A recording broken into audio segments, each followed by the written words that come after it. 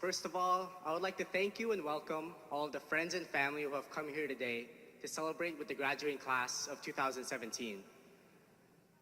I would also like to welcome Bishop James Francis Checchio, the Brothers of the Sacred Heart, Dr. Gregory Brandau, the President of St. Joseph High School, Mr. Justin Fleetwood, the Principal of St. Joseph High School, the Board of Governors, and the St. Joseph Partners in Mission.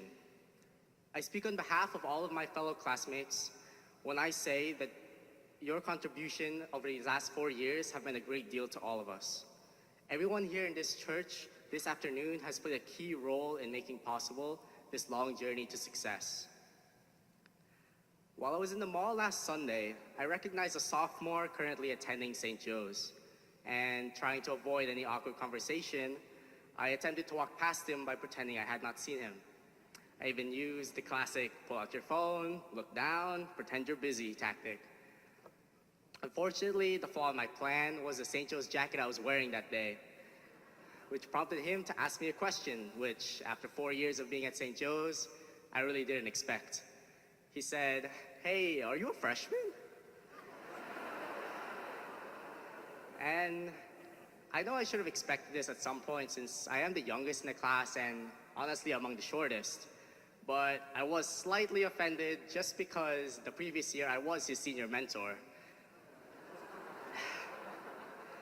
However, his question did help me to realize something. Let alone not being a freshman, after today, I wouldn't even be a high schooler anymore. And while at the end of a long journey such as this one, it would be appropriate, I'll be cliche to say that freshman year felt like it was just yesterday, I can't say that. Personally, these past 4 years have ironically been a blur.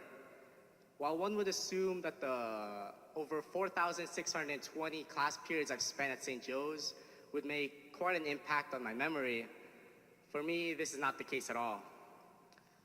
The tough tests I had to take don't stand out, and neither do the 4 o'clock in the morning paper writing sessions that a lot of us are famous for.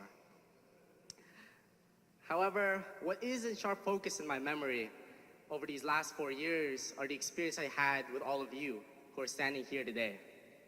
Freshman and Senior Cup, all of the games that our team won decisively, and unfortunately all the games that we threw. Junior and Senior Prom, from the limo ride there to the limo ride back, and all the dancing and photos we took in between. Brief interactions with students in the hallways and giving teachers handshakes during that controversial 4-minute passing time between classes. Parties with friends, we won't go into detail for those. School-wide assemblies, pep rallies with our brand new cheerleaders, and of course, the lighthearted banter that we exchanged together. To relate this idea, I would like to share a short story with you, a parable about a wise, rich man who suggested that a young man who was visiting his estate take a stroll around his palace and come back in 2 hours' time. However, he also added, for whatever reason, that the young man carry around this spoon filled with rare and precious drops of oil that he could not spill during those 2 hours.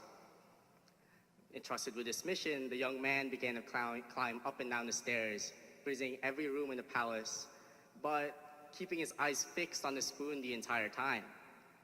At the end of the 2 hours, he returned to the presence of the wise man who asked him, "Did you see the Persian tapestries hanging in my dining room? Did you see the garden that the master of gardeners took 10 years to create? Did you notice the beautiful parchments in my library?"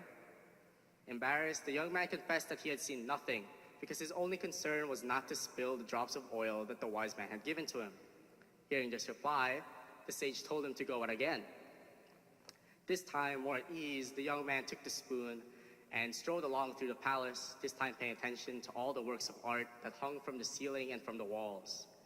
He saw the gardens, the mountains all around the palace, the delicacy of the flowers, and the care with which each work of art was placed in its niche.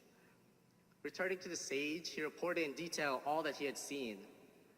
But the sage asked him, "But where are the precious drops of oil that I entrusted to you?" Looking down at the spoon, the young man realized that he had spilled the oil as he focused too heavily on what was all around him. The spoon with the rare drops of oil represent the academics we will pursue in college, the homework, the tests, the projects, the quizzes, and actually attending the classes. Meanwhile, the clubs, the sports, the co-curricular activities, the people we meet, the parties we inevitably attend, and our spirituality are all the beauty around the palace. Our goal while in college is to keep track of these two gifts and to maintain a proper balance between them. We can let neither distract us from the other. Now, while it may sound hypocritical for the valedictorian of the class to stand here and tell you that grades are not everything, this is my true and honest belief. I remember that in middle school, I would spend hours indoors, locked in my room, turning down neighborhood friends, studying and preparing for tests, quizzes aiming to earn the top score. In 7th grade, I even resorted to memorizing entire history book chapters word for word to ensure that I had perfect, impeccable recall of the chapter so that no questions could ever confuse me. Pretty unnecessary.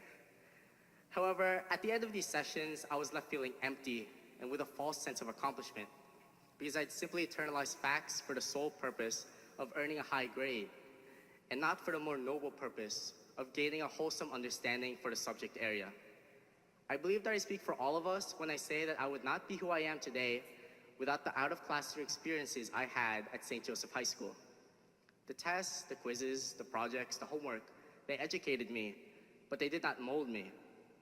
The people, the clubs, the activities, the mistakes I made, and the great change to the school community over the past 4 years are what has truly impacted me the most. Through the changing class schedules and modifications to the school dress code, I learned adaptability. In certain lively classrooms, I developed discipline and an unbreakable concentration. Participation in Mall United Nations and youth in government has trained my leadership, collaboration, and public speaking skills. My involvement in activities outside the classroom augmented my academic education and made me feel connected to the St. Joe's community and my peers. Therefore, I urge all the graduates of the class of 2017 to balance their needs with their desires and to pursue success both inside and outside of the classroom. We are not merely numbers and letters on paper whose best ability is to fill in bubbles on a Scantron, but rather we are unique individuals who must develop our exceptional gifts and talents through our experiences and our struggles. We must develop the ingenuity and creativity to solve real-life world problems and to impact real change on the lives of others.